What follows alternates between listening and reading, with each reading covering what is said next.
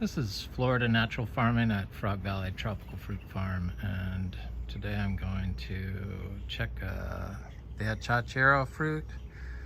Seems to be lots of interest in that, of course, and then I'm gonna go and plant my second generation of dry farm cacao.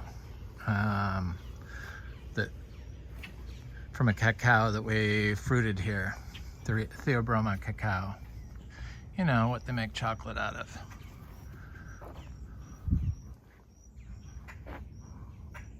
It's looking so nice. Really, it's the freeze damage is almost all gone. We've been getting lots of rain and lots of fruit. Look at this canistel called Delightful. It's covered in hopefully fruit. Had a lot of bloom on it, and looks like most of it is gonna stick around. Very nice. Florida is so amazing that you can grow all this stuff, these different fruit trees, and like we do here, not water them, and they grow and produce fruit. We kind of only just use the miniature zebu manure and bedding for input, and some biodynamic compost that I should say. So these fruits are starting to change color. They're real fat fruit this year. I didn't realize they got so big, and there's quite a few of them. They're gorgeous.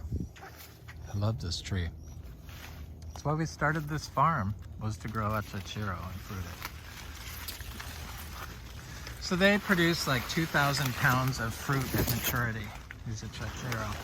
And it looks like they take about 10 years before they start fruiting. I've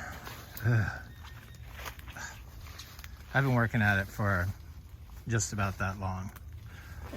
So there's some fruit in here that is... Last year we got 4 fruit off this tree, and I picked all of them before they had like turned bronze. And I'm not gonna do that this year.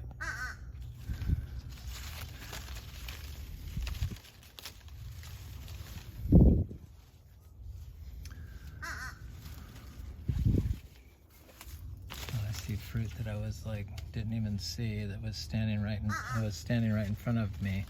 Looks like it's different sized fruit too, like it had a long bloom period. So 2 separate crops, it looks like. Just nice. This is our Juicy Pearl Star Apple. It's closely related to the Camito, but it's not a Camito. And supposedly you could fruit this tree 2 years from seed. This tree is 2 years old, 2.5. So I thought if any tree could do it, it would be this one, because it's so big. It's growing right next to this Inga tree. It's a flowering Inga, but it has not produced fruit this year. But I expect it to start producing fruit. It's a pretty big tree. Last year was the first year it started flowering.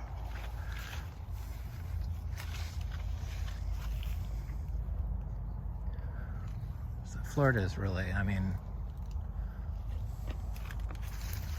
I never thought you could do this.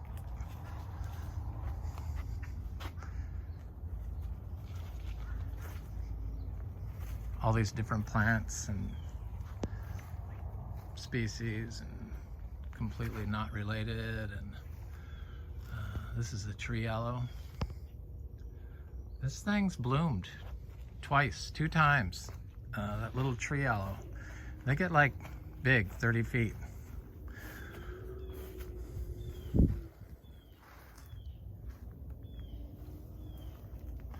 Let me go over to the cacao.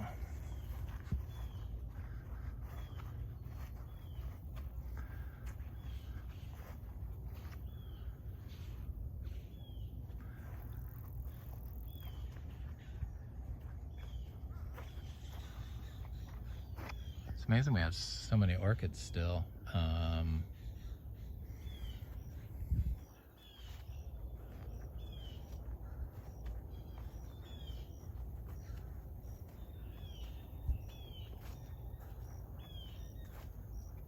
There's a nice one over here I saw the other day, just starting to open.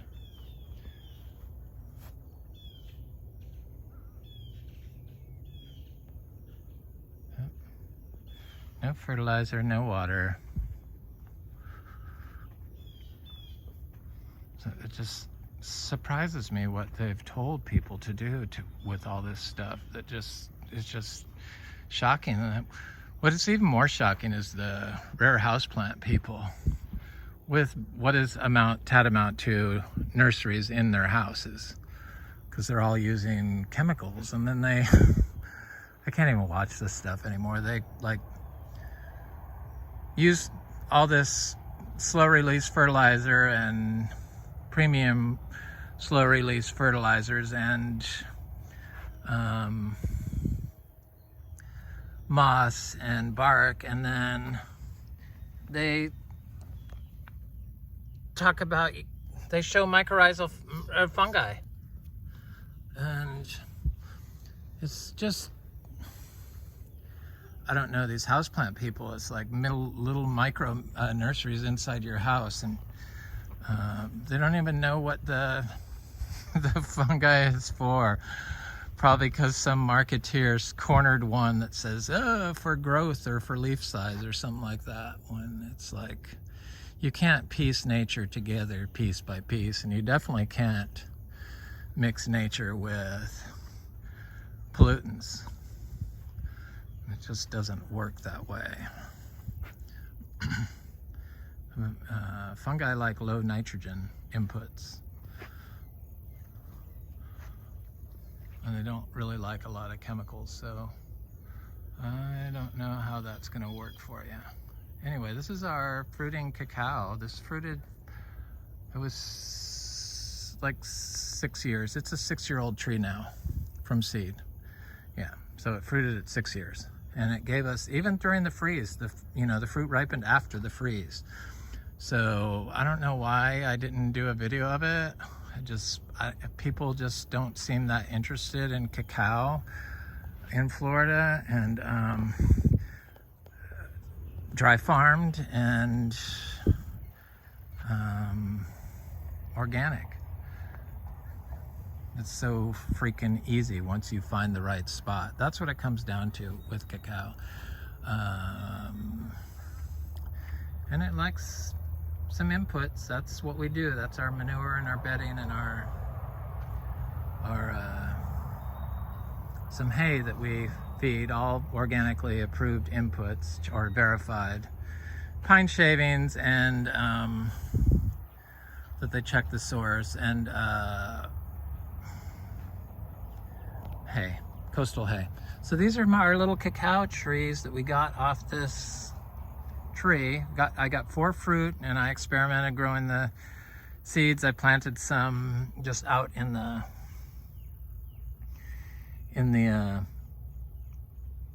orchard floor, and I'm not sure if they made it. I haven't really looked for them, and probably not, but maybe. So this is how big they are.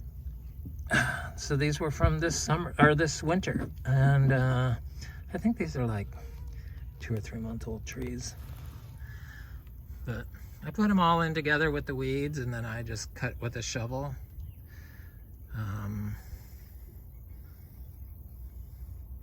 to divide them. A lot of look at all the roots that are in there though. It's like incredible root system. A lot of times I just plant the whole pot. Last year I did that, but since I have so few trees, I think I got 1, 2, 3, 4 in this pot, and I got 1 in the other pot, which I kind of promised to somebody. So I pre-dug this hole, and I just put it in there like that, and then take the old dirt, try not to break it up too much, and just press it in place. And weeds and all, the weeds will protect it, and that's it. That's all there is to it. I'd even plant them during drought periods because they're able to handle the drought. I'm sure because of the high fungal content in our soil. I don't know that for sure, but I'm pretty sure that's what it is.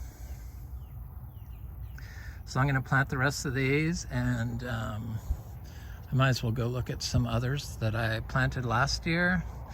I bought seeds, and I got seeds from my parent tree of the tree that fruited this year, from a garden I planted 10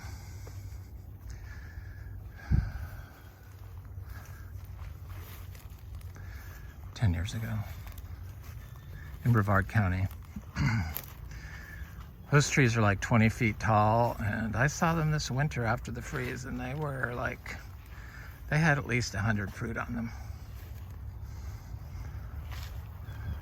Each, there's 2 trees. So I got a fruit, so some of this fruit is from them, but this is the Trinitorum, the red one, giant red. See all the new leaves? So during the end of winter, they look really shabby and may not even have leaves on them, but as you can see, the leaves appear when it rains, and then they look great. So 5 years from seed, these this one hasn't started leafing out yet, just barely. But yeah, those haggard looking leaves on the bottom are last year's leaves. So we got about 30 cacao trees, 34 now with these, I guess. I got some more planted over here that I planted in groups. You know, the whole pot of trees, not divided. And these are the sibling of the tree that fruited for us.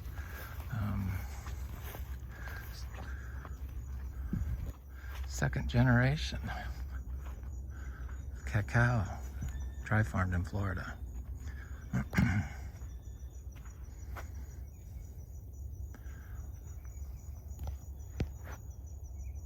So here's some right here. Got a bunch of stuff in here. I got, looks like 4 cacao, and then I got Garcinia, it looks like, or maybe that's the I don't know, it's something. Garcinia, or doesn't look like Plinia inflata. This is a Luke's Garcinia planted here. Here's another pot that had cacao. This is the yellow one, and Plinia inflata. Look at how healthy that tree is, dry farmed. It's like all this stuff. There's another cacao from last year that grows dry farmed. That's Florida. That's why Florida's Florida. We've forgotten. We've been like polluting the hell out of her, and it's totally unnecessary. Anyway, it's Frog Valley Tropical Fruit Farm. It's Florida natural farming. beautiful day.